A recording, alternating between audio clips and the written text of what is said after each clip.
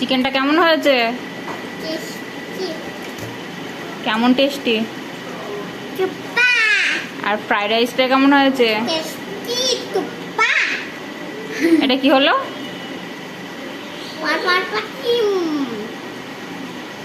আজকেও নিজের হাতে খাবার খাচ্ছে।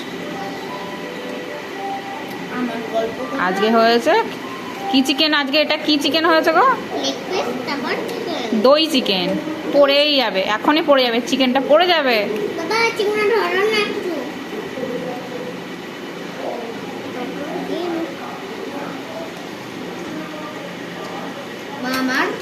দইয়ের